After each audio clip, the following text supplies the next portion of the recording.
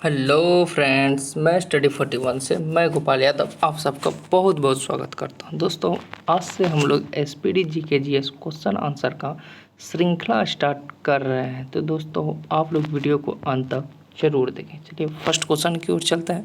First question है मेरा, विश्व के कुल क्षेत्रफल का कितना प्रतिशत क्षेत्रफल भारत में स्थित है? तो भारत का कुल क्षेत्रफल संपूर्ण विश्व के क्षेत्रफल का 2.42%। इसका सही आंसर होगा ऑप्शन बी।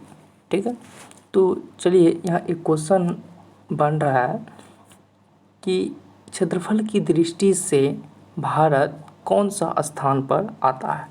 तो क्षेत्रफल की दृष्टि से दोस्तों भारत 7वें स्थान पर आता है। ठीक है, कौन सा स्थान पर? 7वें स्थान पर। तो पहला स्थान पर कौन आता है? रूस। ठीक है, दूसरा स्थान पर कनाडा, तीसरा स्थान पर चीन। ठीक है, और फोर्थ स्थान पर अमेरिका, जिसको USA कहते हैं। ठीक है, USA। और फोर्थ हो गया, फिफ्थ स्थान पर ब्राज़ील, और सिक्स्थ स्थान पर दोस्तों इंडिया, और 8वां स्थान पर आता है दोस्तों अर्जेंटीना। तो क्वेश्चन नंबर 2 पे चलते हैं हम लोग। क्वेश्चन नंबर 2 है, भारत में जनगणना की अवधि है। तो दोस्तों, भारत में जनगणना प्रत्येक 10 वर्ष में होती है। प्रत्येक 10 वर्ष में होती है। तो इसका सही आंसर होगा ऑप्शन बी। तो ये क्वेश्चन आप लोग बताइए कि भारत में सर्वप्रथम जनगणना की शुरुआत कब हुई थी? ठीक है, और किसके शासनकाल में? तो चलिए हम बताते हैं। भारत में सर्वप्रथम जनगणना की शुरुआत लॉर्ड मेयो के शासनकाल में हुआ था। किसका? लॉर्ड मेयो के शासनकाल। ठीक है, कब? 1872। लेकिन नियमित रूप से जनगणना की शुरुआत कब हुई थी? तो 1881 ईस्वी में। 1881 ईस्वी से दोस्तों प्रत्येक 10 वर्ष से जनगणना प्रारंभ हुई। लेकिन किसके शासनकाल में? तो लॉर्ड रिपन के शासनकाल में। लॉर्ड रिपन के शासनकाल में। चलिए नेक्स्ट क्वेश्चन की ओर चलते हैं। क्वेश्चन नंबर 3 है ना। क्वेश्चन नंबर 3 है कि भारत की कुल जनसंख्या कितनी है? तो 2011 जनगणना के अनुसार भारत में टोटल पॉपुलेशन है 121 करोड़, और ऑप्शन हो जाएगा ए। ठीक है, तो जनगणना की दृष्टि से जनसंख्या की दृष्टि से भारत का पोजीशन क्या है? तो सेकेंड लार्जेस्ट कंट्री है इंडिया, और फर्स्ट पर कौन है दोस्तों? चीन। ठीक है, फर्स्ट पर कौन है? चीन है। ठीक है, और थर्ड पर कौन है? USA, है ना, और फोर्थ पर कौन है? इंडोनेशिया। ठीक है, कौन सा? इंडोनेशिया। और फिफ्थ पे ब्राज़ील, और छठा स्थान पर पाकिस्तान, 8वां स्थान पर है दोस्तों बांग्लादेश और रूस। चलिए नेक्स्ट क्वेश्चन की ओर चलते हैं। क्वेश्चन नंबर 4 है कि भारत की सबसे बड़ी जनजाति कौन सी है? तो भारत की सबसे बड़ी जनजाति दोस्तों भील है। लेकिन ऑप्शन में यहाँ पर भील नहीं है। तो सेकेंड लार्जेस्ट जनजाति दोस्तों गोंड होता है, गोंड।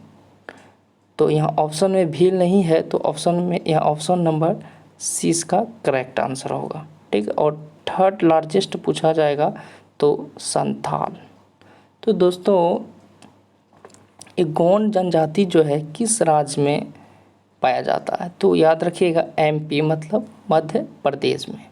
चलिए नेक्स्ट क्वेश्चन की ओर चलते हैं। क्वेश्चन नंबर 5, विश्व की कुल जनसंख्या का कितना प्रतिशत जनसंख्या भारत में निवास करती है?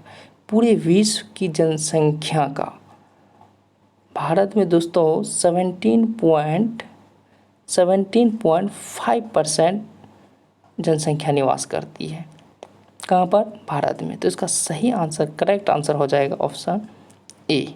ठीक है, कितना 17.5%। इसीलिए दोस्तों अपना इंडिया सेकेंड लार्जेस्ट जनसंख्या वाला कंट्री है। ठीक है, नेक्स्ट क्वेश्चन की ओर चलते। क्वेश्चन नंबर 6, भारत का कुल क्षेत्रफल कितना है? तो इसका सही आंसर होगा ऑप्शन बी, 32,87,263 वर्ग किलोमीटर। ठीक है, नेक्स्ट क्वेश्चन की ओर चलते हैं। क्वेश्चन नंबर 7, भारत के दक्षिणतम छोर को क्या कहा जाता है?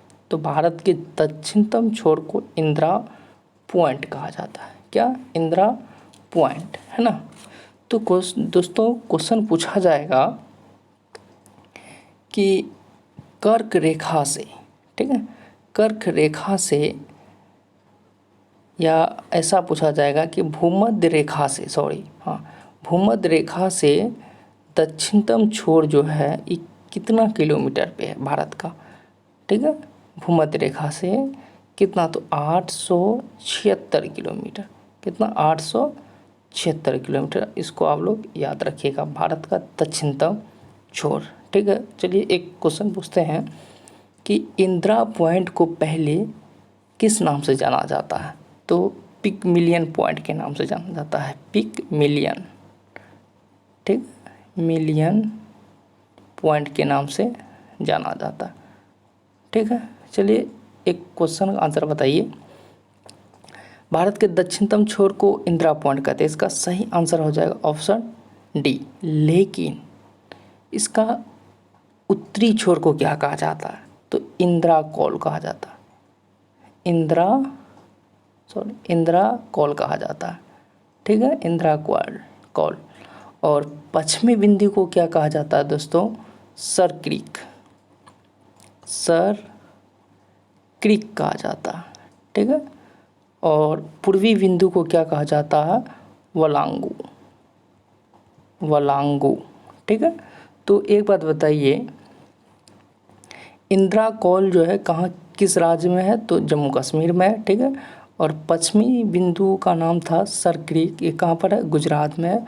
और वलांगू जो है दोस्तों अरुणाचल प्रदेश में है। यहाँ तक आप लोगों को क्लियर हो गया होगा। क्वेश्चन नंबर 8 में चलते हैं। तो 8 का है, भारत की कुल स्थल सीमा की लंबाई कितनी है? दोस्तों स्थल मतलब लैंड लॉक। ठीक है, भारत में कुल जो ऐसे मान ली जो पूरा उत्तरी छोर है ना, या मान ले ऐसे गुजरात है ना, ऐसे जो है, तो ये पूरा जो लैंड लॉक है ये कितना किलोमीटर में है? तो इसका सही आंसर होगा ऑप्शन बी, 15,200 किलोमीटर है। कितना? 15,200 किलोमीटर है। ठीक है, 15,200 किलोमीटर। अगर समुद्री रेखा की बात किया जाए तो 6100 किलोमीटर। समुद्री तटीय रेखा की बात किया जाए 6100 किलोमीटर। चलिए वही अभी क्वेश्चन है, 9th क्वेश्चन देखिएगा। भारत की कुल समुद्री तटीय रेखा या सीमा की लंबाई कितनी है? इसका सही आंसर होगा ऑप्शन बी, 6100 किलोमीटर है। चलिए क्वेश्चन नंबर 10 पे चलते हैं हम लोग। भारत की मुख्य भूमि से लगे समुद्री तट, भारत की मुख्य भूमि से लगे समुद्री तट सीमा की लंबाई कितनी है? इसका सही आंसर होगा दोस्तों ऑप्शन बी। समझिएगा इसका मतलब क्या हुआ। समुद्री तट 6100 किलोमीटर है। कितना?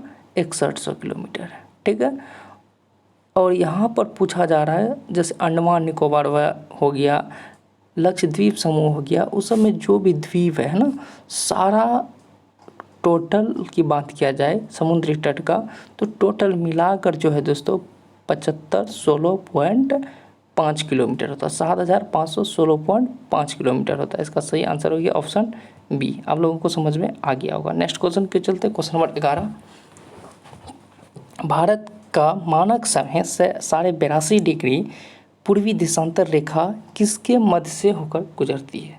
तो दोस्तों इसका सही आंसर होगा ऑप्शन डी, मिर्ज़ापुर। देखिए मिर्ज़ापुर जो है इलाहाबाद के नैनीताल, है ना, जगह का नाम है, वहीं से ये लाइन गुजरती है। 82.5 डिग्री देशांतर। देखिए दोस्तों आखिर देशांतर क्या होता है समझिएगा। ये पूरा जो है ग्लोब है।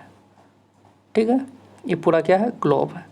तो ग्लोब के बीचों बीच एक लाइन पास करता है जिसको हम लोग बोलते हैं इक्वेटर, हिंदी में बोलते हैं भूमध्य रेखा या विषुवत रेखा, ठीक है, ये 0 डिग्री पे होता है। और एक लाइन जो है ऐसे सीधा लाइन पास करता है, इसको बोला जाता है दोस्तों देशांतर, ठीक है। इस लाइन को बोले हम लोग इक्वेटर, भूमध्य रेखा और विषुवत रेखा, इसी को बोला जाता अक्षांश, ठीक है। और ऐसे सीधा लाइन जो पास करता है इसको बोला जाता है देशांतर। तो यहाँ पर एक चीज़ देखिएगा, इधर है नॉर्थ, ठीक है, इधर है साउथ और इधर है ईस्ट, इधर है वेस्ट, मतलब इधर उत्तर, ठीक है, इधर पश्चिम, इधर दक्षिण और इधर पूरब। तो अपना प्यारा सा भारत दोस्तों इस गोलार्ध में, ठीक है, देखिए 4 गोलार्ध है ना। मान लो हम लोग बचपन में पढ़ते थे सर्कल, इसका वृत्त को आधा काट देते थे तो क्या होता था, ये वृत्त होता था, वृत्त को आधा काट देते तो अर्धवृत्त होता था। उसी तरह से दोस्तों ये 4 भाग में बट गया है ना, इसीलिए इसको क्या बोलते हैं गोलार्ध, मतलब आधा आधा करके। तो अपना भारत का स्थिति अगर पूछा जाए तो किस गोलार्ध में है, तो उत्तर पूर्व गोलार्ध में है ना, उत्तर पूर्व है ना, नॉर्थ ईस्ट में है, ठीक है, तो नॉर्थ ईस्ट में है ना। तो उसी तरह से दोस्तों ये 0 डिग्री है, ठीक है। और अपना भारत के बीचों बीच एक लाइन पास करता है जिसका नाम है 82.5 डिग्री पे ये लाइन पास करता है, ठीक है। इस समय सीमा को दर्शाता है, ठीक है, मानक समय सीमा है, ठीक है, ये 82.5 डिग्री। यही जो दोस्तों 82.5 डिग्री ये मिर्ज़ापुर यूपी इलाहाबाद के नैनीताल से होके गुजरता है, ठीक है। और कितने राज्य से होके गुजरता है दोस्तों, तो 5 राज्य से होके गुजरता है। ऐसे जो अपना भारत से गुजरता है ऐसे है ना, कितना 5 राज्य से होके गुजरता है, ठीक है। कौन कौन राज्य थोड़ा जान लेते हैं। पहला आता है यूपी, दूसरा आता है मध्य प्रदेश, तीसरा आता है छत्तीसगढ़, ठीक है, छत्तीसगढ़, उसके बाद दोस्तों उड़ीसा, उनके बाद अरुणाचल प्रदेश। ये 5 राज्य से होके गुजरता है कौन, मानक समय रेखा, ठीक है। तो इसका सही आंसर होगा ऑप्शन डी। चलिए आप लोगों को समझ में आ गया होगा। क्वेश्चन नंबर 12 पे चलते हैं, ठीक है। क्वेश्चन नंबर 12 है कि सूर्य की ऊर्जा का मुख्य स्रोत क्या है, तो दोस्तों इसका सही आंसर होगा ऑप्शन बी, नाभिकीय संलयन से जो है दोस्तों सूर्य का मुख्य ऊर्जा का स्रोत है, ठीक है। तो क्वेश्चन नंबर 13 में चलते हैं। भारत में राज्यों की संख्या कितनी है, तो अभी 28 है, पहले कितना था 29, लेकिन अब कितना हो गया 28। क्यों, क्योंकि दोस्तों जम्मू कश्मीर से धारा 370 हटाकर जम्मू कश्मीर को केंद्र शासित प्रदेश बना दिया गया है, ठीक है। और जम्मू कश्मीर से लद्दाख को अलग करके अलग यूनियन टेरिटरीज मतलब केंद्र शासित प्रदेश बना दिया गया। तो दोस्तों ये क्वेश्चन या करंट का पूछा जा सकता है कि जम्मू कश्मीर से लद्दाख का गठन कब किया गया, तो याद रखिएगा 1 अक्टूबर 2019 को।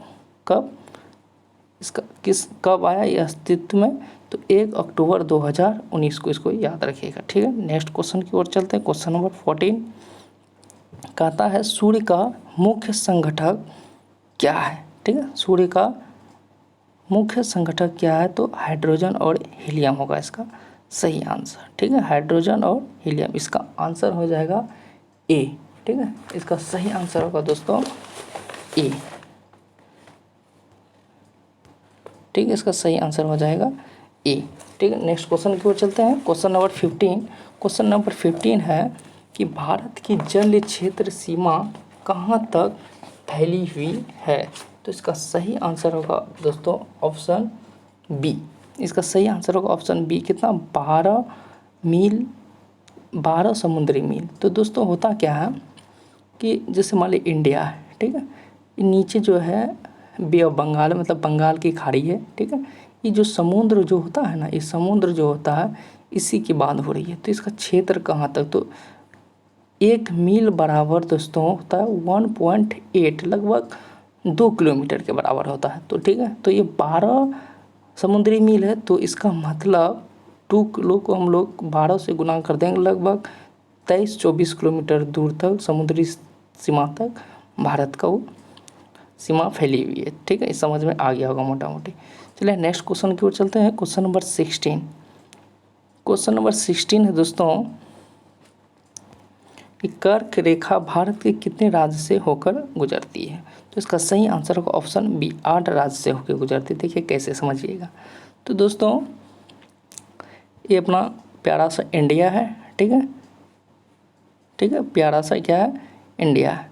तो दोस्तों ऐसे एक लाइन पास करता है अपना इंडिया से, इसको बोलते हैं कर्क रेखा, ठीक है, क्या, कर्क रेखा, ठीक है। चलिए ऐसे समझते हैं, वर्ल्ड पे समझते हैं। ये पूरा वर्ल्ड, ठीक है, इसके बीचों बीच एक लाइन 0 डिग्री से पास करता है ना, मतलब धरती के बीचों बीच, अर्थ के बीचों बीच, इसको बोलते हैं इक्वेटर या भूमध्य रेखा, ठीक है। इसके साढ़े 23 डिग्री, ठीक है, साढ़े 23 डिग्री पर और एक लाइन पास करता है ऊपर, और साढ़े 23 डिग्री दोस्तों नीचे पास करता है।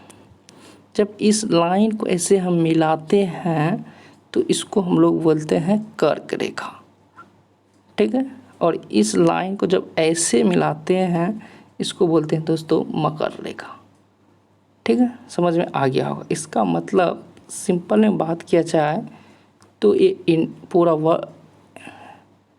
अर्थ है, इसके ऊपर एक लाइन पास किया, इसको बोलते हैं कर्क रेखा। कैसे पास किया, साढ़े 23 डिग्री आप लोग देख लिए होंगे, और एक लाइन नीचे पास करता है, इसको बोलते हैं मकर रेखा, और बीच में जो है इसको बोलते हैं भूमध्य रेखा, इक्वेटर या विषुवत रेखा, ठीक है। तो इसके बीचों बीच एक लाइन पास करता है लंदन से, है ना, मानक समय रेखा है। और अब देखिए दोस्तों, इधर नॉर्थ है, इधर साउथ है, इधर वेस्ट है और इधर ईस्ट है। तो अपना प्यारा सा इंडिया दोस्तों इस गोलार्ध में आता है, नॉर्थ ईस्ट गोलार्ध में आता है। तो ये कर्क रेखा जो है, यही कर्क रेखा अपना भारत का 8 राज्य से होकर गुजरता है। तो कौन कौन सा राज्य होकर गुजरता है, चलिए क्रम में हम लोग जानते हैं। पहला राज्य है दोस्तों गुजरात, पहला राज्य है गुजरात, दूसरा है राजस्थान, दूसरा है राजस्थान, ठीक है, और तीसरा है दोस्तों मध्य प्रदेश, चौथा है छत्तीसगढ़, पांचवा है झारखंड, छठा है पश्चिम बंगाल, और सातवां है दोस्तों त्रिपुरा, और आठवां है दोस्तों मिजोरम, ठीक है। क्रम में याद रखिएगा, गुजरात, राजस्थान, मध्य प्रदेश, छत्तीसगढ़, झारखंड, पश्चिम बंगाल, त्रिपुरा और मिजोरम। और एक ट्रिक है दोस्तों यहाँ पर, मित्र पर गमछा झार, ठीक है। तो यहाँ याद रखें, मित्र से मिजोरम, ती से त्रिपुरा, प से पश्चिम बंगाल, र से राजस्थान, गौ से याद रखिएगा गुजरात, ठीक है, म से मध्य प्रदेश, और झ से दोस्तों हाँ यहाँ पर झ है तो छत्तीसगढ़, और झ से याद रखिएगा दोस्तों झारखंड, ठीक है। मित्र पर गमछा झार। तो कभी कभी इसको क्रम में पूछता है, इसलिए पहले हम क्रम में बता दिए, उसके बाद ट्रिक भी बता दिए। तो अब आप लोग डिपेंड करता है किस तरह से इसको याद रखते हैं, ठीक है। चलिए नेक्स्ट क्वेश्चन, क्वेश्चन नंबर 17 चलते हैं कि 82.5 डिग्री पूर्वी देशांतर रेखा भारत के कितने राज्य से होकर गुजरता है। अभी जस्ट बताए थे, है ना। तो ये जो है पूर्वी देश 82.5 डिग्री जो है, बोले थे मिर्ज़ापुर से होकर गुजरता, लेकिन कितने राज्य से होकर गुजरता है अभी जस्ट बताए थे कि 5 राज्य से होकर गुजरता है, ठीक है। कितने, 5 राज्य से गुजरता, बताए थे ना कौन कौन, यूपी, और एक बार बताते हैं, यूपी, एमपी, छत्तीसगढ़, उड़ीसा और आंध्र प्रदेश, ठीक है। ये 5 राज्य से होके गुजरता है।